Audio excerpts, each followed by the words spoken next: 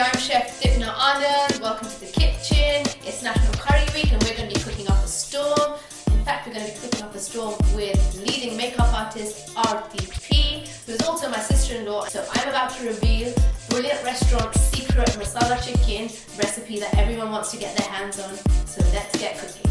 To make masala chicken, you need masalas, plum peel tomatoes, chicken, onions, butter, oil, ginger garlic paste, green chili paste, fresh chopped coriander, and RTP. To begin with, we need to chop the onions.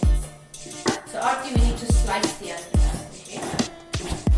Okay, so we're just going to chop this coriander, and remember, all the flavour is in the stalk, so you don't want to get rid of all of it. Hold as tight as you can, and the tighter you hold it, the more crisp your coriander will cut.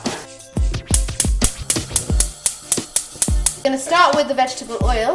Just going to wait for that to heat through. Then we're going to add our cumin, and as soon as you hear that sizzling, the onions. So this part is going to take a good 12 minutes on a medium heat. So you need to stir every one minute or so. I'm going to get the butter in there. Can you see the caramelized? It looks stunning. This looks like the contouring going on here. The way it's changing colour. Colour's changing. Ginger and garlic are really important ingredient of Indian cooking. So I'm going to add it all in. Ginger and garlic. So let's get the green chilli in there. All of this? Bada. Sarah? Bada. Alright, okay, we're going to add the plum peel tomatoes. You can use fresh or you can use tinned tomatoes. Fresh obviously is always good. Okay, so I'm just going to hand blend my masala.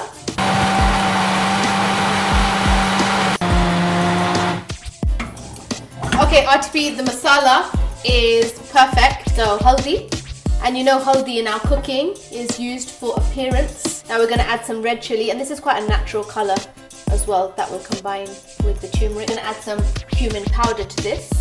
So not too much because we don't want to make the masala too brown. Okay, some coriander powder as well, another secret ingredient. And remember, what we add at the end, the garam masala, that has all these spices in. So we're just going to add a little bit more to give it that extra flavour. Garam masala always goes in at the end. What I'm also going to add at this point is salt. Again, this is to taste. Give the spices a mix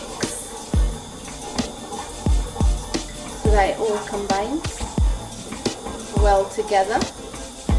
But remember, when we put the chicken in, the chicken will let off, obviously, its own. I think the seasoning's good enough. It's perfect. And how do you know when your masala is done? You can see that the oil is starting to seep out the edges and the masala is beginning to break apart. So that's how you know your masala is cooked. And that is actually ready for the chicken to go in. So if your masala goes sticky, what you do at this point is add a little bit of water, not too much because the chicken will let out its own water as well. That looks actually really nice. Let's get the spices that we're going to need for the finishing touches. Famous garam masala. Now this is another recipe, my grandfather's recipe dates back to over 65 years. Oh, wow. It's made with 15 spices, we still use it at the brilliant till date. Okay, so another secret ingredient, and this is the one I was telling you about that we've now revealed, is the ajwain. Ajwain. The carom seeds. So maybe just about 3/4 of a teaspoon, if that. She cooks and I don't. The chicken is pretty much cooked. It's about maybe 3 or 4 minutes away from being complete. So at this point, I'm going to add the ajwain. Just a little bit. We don't want to overpower this. Okay, so this is one of my favourite herbs. It's fenugreek. You can use fresh fenugreek, like when you're making meaty chicken. We add a touch of this at the end, and this dry one retains the flavour just as well as fresh wood, but obviously without the water content. So I'm just going to get a little bit of fenugreek, crush it like this. What does the crushing do? It just turns it into more of a powder.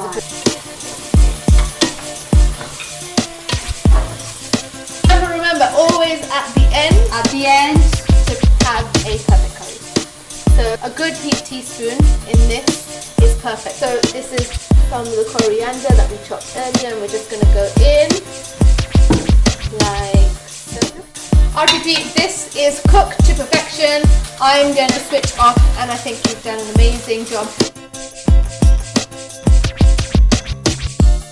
Okay guys, that was in aid of National Curry Week. I hope you've enjoyed learning how to make the brilliant masala chicken. Happy National Curry Week to everyone. Now it's time for me to dig in.